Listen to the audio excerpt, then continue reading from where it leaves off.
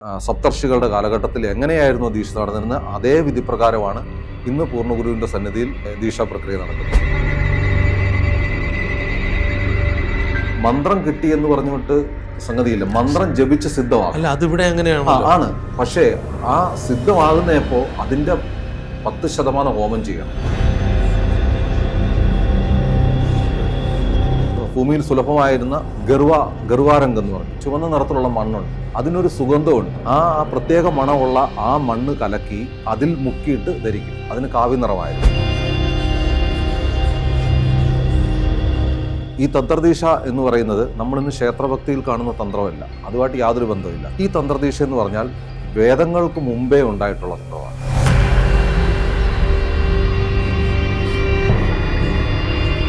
ശിവഭഗവാൻ നേരിട്ട് പാർവതി ദേവിക്ക് വിവരിച്ചു കൊടുത്തിട്ടുള്ള ഈ തന്ത്രവ്യവസ്ഥയാണ് ഇന്ന് പൂർണ്ണഗുരുവിൽ നിന്ന് ഞങ്ങൾക്ക് കിട്ടിയിട്ടുള്ളത്. പോസിറ്റീവ് എനർജി തന്നെ പല ടൈപ്പിലുണ്ട്, നെഗറ്റീവ് എനർജി തന്നെ പല ടൈപ്പിലുണ്ട്. ഈശ്വരൻ മനുഷ്യ ശരീരത്തിൽ വന്നു, തുള്ളുന്നു, അലറുന്നു, വാള് പിടിക്കുന്നു, കള്ളും മത്ത് കുടിക്കുന്നു, അത് ചെയ്യുന്നു, എന്തെല്ലാം കാണിക്കും. നമുക്ക് തന്നെ ചിലപ്പം കഷ്ടം തോന്നും, നമ്മുടെ ദൈവം ഇങ്ങനെ കിടന്ന് തുള്ളേണ്ട കാര്യമാണ്. ഞാൻ കുറെ വീഡിയോ കണ്ടായിരുന്നു, പല ചോദ്യങ്ങളും ഉത്തരങ്ങളുമായി വിവാദങ്ങളും ഒക്കെ ആയിട്ട് ആ വീഡിയോ പോകുന്നുണ്ട്. നമുക്കത് വരുന്ന സമയത്ത് ചർച്ച ചെയ്യാന്നുള്ള ഉദ്ദേശത്തിലാണ് ഞാൻ ഇരിക്കുന്നത്. ഇപ്പം അങ്ങ് എന്തുകൊണ്ടാണ് ഈ ഒരു മഞ്ഞ വസ്ത്രം ധരിച്ചത്? അവിടെ നമ്മൾ ദീക്ഷയെക്കുറിച്ച് പറഞ്ഞു വരികയായിരുന്നു. മന്ത്രദീക്ഷ സാധാരണ ഇന്ന് നാം കാണുന്ന രീതിയിലൊന്നും അതല്ല യഥാർത്ഥ മന്ത്രദീക്ഷ ചടങ്ങ്. മന്ത്രദീക്ഷ ആദിമ കാലഘട്ടത്തിൽ സപ്തർഷികളുടെ കാലഘട്ടത്തിൽ എങ്ങനെയായിരുന്നു ദീക്ഷ നടന്നിരുന്നത് അതേ വിധിപ്രകാരമാണ് ഇന്ന് പൂർണ്ണഗുരുവിന്റെ സന്നിധിയിൽ കലിയുഗത്തിൽ ആദ്യമായിട്ട് ദീക്ഷാ പ്രക്രിയ നടക്കുന്നത്. മന്ത്രദീക്ഷ നമ്മളിപ്പോൾ സാറിൻ്റെ അടുത്ത് ഒരാൾ ഒരു പാത്രം കൊണ്ടുവന്നിട്ട് അല്പം പാല് തരുമെന്ന് ചോദിച്ചാൽ അതിലേക്ക് പാൽ ഒഴിക്കാൻ നേരത്തെ പാത്രം അഴുക്കാണെങ്കിൽ പാൽ കൊടുക്കൂ, പാത്രം വൃത്തിയാക്കാൻ പറയും. ഇതേപോലെ തന്നെയാണ് പൂർണ്ണഗുരുവിന്റെ അടുത്ത് നമ്മൾ ദീക്ഷ ചോദിച്ച് ചെല്ലുമ്പോൾ ആദ്യമേ എത്താൻ തന്നെ ബുദ്ധിമുട്ടാണ്. യോഗമുള്ളവർക്കേ ആ സന്നിധിക്കുള്ളിലേക്ക് കടക്കാൻ സാധിക്കത്തുള്ളൂ. അവിടെ എത്തിക്കഴിഞ്ഞ് നമ്മൾ ഏതെങ്കിലും കാരണവശാൽ നമുക്ക് താല്പര്യം തോന്നി ദീക്ഷ ആവശ്യപ്പെട്ടാൽ അദ്ദേഹം നമ്മൾ നോക്കുമ്പോൾ നമ്മൾ ഒന്നും ചോദിക്കുകയൊന്നുമില്ല. നോക്കാൻ സമയം നമ്മളെ മാത്രമല്ല, ലക്ഷക്കണക്കിന് ആൾക്കാർ നിൽപ്പുണ്ടാവും.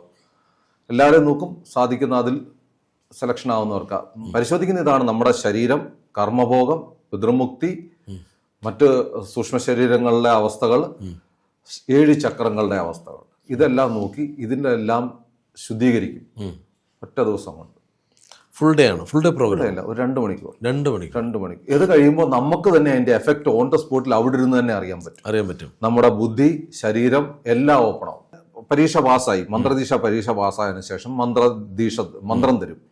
ഓരോരുത്തർക്കും വ്യത്യസ്തമായിരിക്കാം. അവരവർക്ക് ഉതകുന്ന മന്ത്രം ഏതാണോ നമുക്ക് ജപിക്കേണ്ടതായിട്ടുള്ള അത് ആ മന്ത്രം തരും. അത് ഇത്ര ലക്ഷം ഉരു ജപിച്ച് മന്ത്രം സിദ്ധമാക്കണം.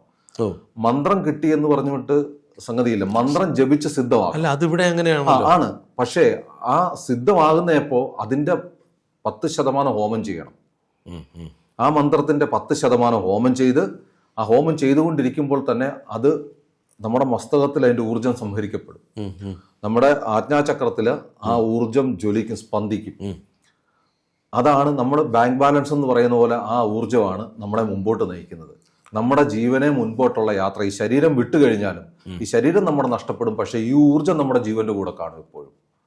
നമ്മൾ മരിച്ചു കഴിഞ്ഞാലും ജന്മജന്മാന്തരങ്ങളോളം നമ്മൾ ഇനിയും സമാധിയായി പോയാൽ പോലും ഈശ്വരനെങ്കിൽ ആ ജീവൻ തിരിച്ചെത്തി അവരവരുടെ അസ്തിത്വത്തിൽ എത്തിച്ചേരുമ്പോൾ ഈ ഊർജം മാത്രമായിരിക്കും നമ്മുടെ സമ്പാദ്യം എന്ന് പറയുന്നത്. തീർച്ചയായിട്ടും. അപ്പൊ എന്തുകൊണ്ടാണ് ഈ മഞ്ഞ വസ്ത്രത്തിനുള്ള ആ വലിയ ഉത്തരവ് വരുന്നത്?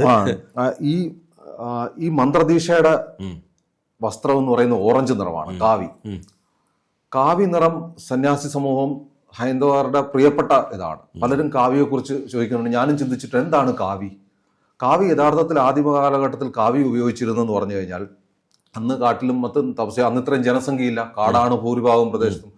മറ്റും അനങ്ങാതെ ഇരുന്ന് ധ്യാനത്തിൽ ഏർപ്പെടുമ്പോൾ ഇഴജന്തുക്കളും മറ്റും വരും. അതിൽ നിന്ന് രക്ഷ നേടാനായിട്ട് അക്കാലത്ത് ഭൂമിയിൽ സുലഭമായിരുന്ന കാടുകളിലും മറ്റു സുലഭമായിരുന്ന ഗർവാരംഗം എന്ന് പറഞ്ഞു, ഹിന്ദി ശബ്ദമാണ്. ഈ ചുവന്ന നിറത്തിലുള്ള മണ്ണുണ്ട്, അതിനൊരു സുഗന്ധമുണ്ട്. ഇന്ന് കലിയുഗത്തിന്റെ ഈ അവസ്ഥയെത്തിയപ്പോൾ സുഗന്ധമൊക്കെ നഷ്ടപ്പോയിട്ട് പോയി, നിറം മാത്രമേ ഉള്ളൂ. ആ പ്രത്യേക മണമുള്ള ആ മണ്ണ് കലക്കി അതിൽ മുക്കിയിട്ട് ധരിക്കും. അതിന് കാവ്യ നിറമായിരുന്നു. അതെന്തുകൊണ്ടെന്ന് വെച്ചാൽ ഈ മണ്ണിനെ ഉള്ള ആ ഗന്ധം ഇത് ഇഴജന്തുക്കളെ അകറ്റി നിർത്തും ഈ കാവ് നിർത്തും. എന്നിട്ടാണ് അവർ ധ്യാനിക്കാനിരിക്കുന്നത്. പിന്നീട് നമ്മുടെ മനുഷ്യരിൽ ഇത്രയും നെഗറ്റിവിറ്റി ഉണ്ടായി നമ്മൾ അതപ്പതിച്ച് താഴേക്ക് വന്നപ്പോൾ സ്വാഭാവികമായും പ്രകൃതിയും അതപ്പതിച്ചു. അങ്ങനെ മണ്ണിന്റെ ആ ഗന്ധം സ്വാഭാവികമായി ഇല്ലാതായിപ്പോയി.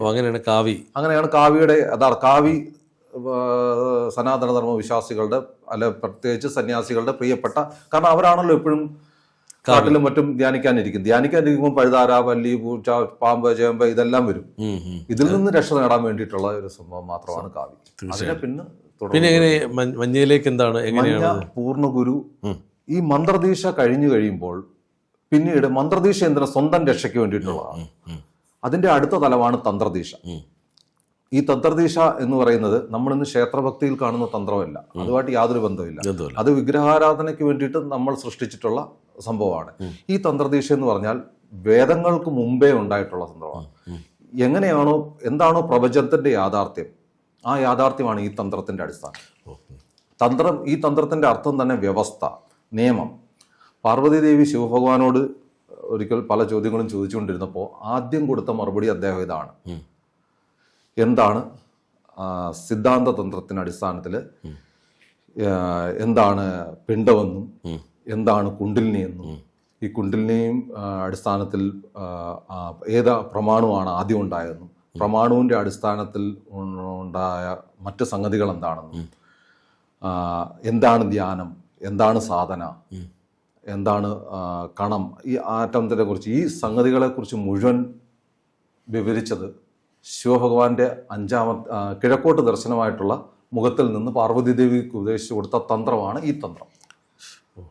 വേദകാലഘട്ടത്തിന് മുമ്പേ വേദങ്ങൾ ഉപദേശിക്കപ്പെടുന്ന ഋഷിവര്യന്മാർക്ക് ഈശ്വരൻ വേദങ്ങളുടെ അറിവ് പകരുന്നതിനേക്കാൾ മുൻപേ ഈ തന്ത്രം പിണ്ടത്തിനെ കുറിച്ചും ബാക്കി ആറ്റമിനെ കുറിച്ചും മൊത്തം പ്രപഞ്ച സൃഷ്ടിയെക്കുറിച്ചാണ് ആദ്യം. പ്രപഞ്ചത്തിന്റെ വ്യവസ്ഥ, പ്രപഞ്ചം എങ്ങനെ ഉണ്ടായി, ലോകം എങ്ങനെ ഉണ്ടായി, ലോകം എന്താണെന്നും ധ്യാന സാധനങ്ങളും എന്താണെന്നും പിണ്ടം എന്നാൽ എന്തെന്നും ഈ സംഗതികളെ കുറിച്ച് മൊത്തമാണ് ശിവഭഗവാൻ നേരിട്ട് പാർവതി ദേവിക്ക് വിവരിച്ചു കൊടുത്തിട്ടുള്ള ഈ തന്ത്രവ്യവസ്ഥയാണ് ഇന്ന് പൂർണ്ണഗുരുവിൽ നിന്ന് ഞങ്ങൾക്ക് കിട്ടിയിട്ടുള്ളത്. ഇതിപ്പോ ഞാൻ ചോദിക്കുന്നത് പൂർണ്ണഗുരുവിന് ഇതെങ്ങനെയാണ് കിട്ടിയത്?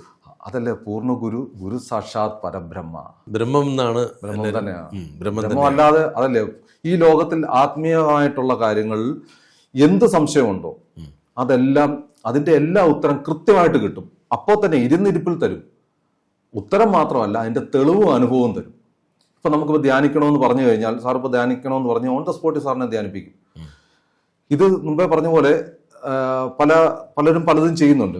പക്ഷെ ഇവർക്കെല്ലാം പറ്റുന്ന അബദ്ധം എന്ന് വെച്ചാൽ യഥാർത്ഥ എല്ലാവരും വിചാരിക്കുന്നത് അവരവർ ധ്യാനം ചെയ്യുമ്പോൾ എല്ലാവരും ഈശ്വരീയ എനർജിയുമായിട്ട് പോയി കണക്ട് ആവുന്നതാണ്.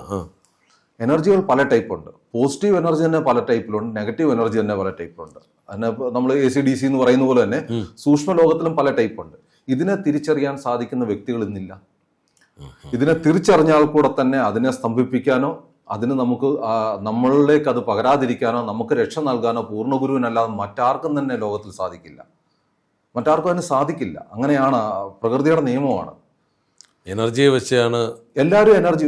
ഇവരാരും പറയുന്ന തെറ്റല്ല. പലരും ഈശ്വരനെ കണ്ടു എന്ന് പറയുന്നു, പലരും സംസാരിച്ചു എന്ന് പറയുന്നു. ഇവരെല്ലാം ശരി തന്നെയാണ്. അതിനകത്ത് ചിലർ തെറ്റായിട്ട് പറയുന്നുണ്ടോ, ചിലർക്ക് തോന്നിയതാവാം, എന്തോ ആയിക്കോട്ടെ. പക്ഷെ അതൊന്നും തെറ്റല്ല, എല്ലാം സത്യം തന്നെയാണ്. പക്ഷേ ഇതൊന്നും ഈശ്വരശക്തിയല്ല. നമുക്ക് പ്രപഞ്ചം മുഴുവൻ സൃഷ്ടിച്ച ഈശ്വരന് അതുപോലെ വേറൊരു സംഭവമാണ്, ഈശ്വരൻ മനുഷ്യ ശരീരത്തിൽ വന്നു, തുള്ളുന്നു, അലറുന്നു, വാള് പിടിക്കുന്നു, കള്ളും മദ്യ കുടിക്കുന്നു, അത് ചെയ്യുന്നു, എന്തെല്ലാം കാണിക്കുന്നു. നമുക്ക് തന്നെ ചിലപ്പം കഷ്ടം തോന്നും, നമ്മുടെ ദൈവം ഇങ്ങനെ കിടന്ന് തുള്ളേണ്ട കാര്യമുണ്ടോ? ചില സ്ഥലങ്ങളിൽ നോക്കിക്കോ, എന്തെല്ലാം ചേഷ്ടകൾ കാണിക്കുന്നു. നമുക്ക് തന്നെ ദുഃഖം തോന്നും ചില സമയത്ത്. പലരും കളിയാക്കാറുമുണ്ട്. ഒന്ന് ആലോചിച്ച് നോക്കി, സ്വാഭാവിക ഒരു ഈശ്വരൻ കാണിക്കേണ്ട ചേഷ്ടകളാണോ ചിലർ കിടന്ന് കാണിക്കുന്നത്? ഈശ്വരൻ ഹനുമാൻ സ്വാമി വന്നു, ശ്രീരാമൻ വന്നു, അല്ലെ കൃഷ്ണൻ വന്നു എന്ന് പറഞ്ഞ് കിടന്ന് കാണിക്കുമ്പോൾ യാഥാർത്ഥ്യമാണോ? സ്വാഭാവികമായിട്ടൊന്ന് ചിന്തിച്ച്, ബുദ്ധിയുള്ള ഒരു മനുഷ്യൻ സ്വാഭാവികമായിട്ട് ചിന്തിക്കും. ഭക്തർ എന്ന് പറഞ്ഞാൽ യഥാർത്ഥ ഭക്തൻ ചിന്തിക്കണം. ഭക്തന്റെ ധർമ്മമാണ്. കാണുന്നതും കേൾക്കുന്നതും എല്ലാം അന്ധമായി വിശ്വസിക്കുകയല്ല ഭക്തന്റെ ധർമ്മം. ഭക്തൻ എന്ന വാക്കിന്റെ അർത്ഥം ഭ്രമത്തിൽ നിന്നും ഭയത്തിൽ നിന്നും മുക്തിയായവൻ. കണ്ടതും കേട്ടതും എല്ലാം കണ്ണടച്ച് വിശ്വസിക്കാതെ ഭ്രമത്തിൽ നിന്നും ഭയത്തിൽ നിന്നും മുക്തി നേടി അന്വേഷിച്ച് സത്യാവസ്ഥ ബോധ്യപ്പെട്ടവൻ, യഥാർത്ഥ സത്യം ബോധ്യപ്പെട്ടവൻ ആരാണോ അവനാണ് ഭക്തൻ.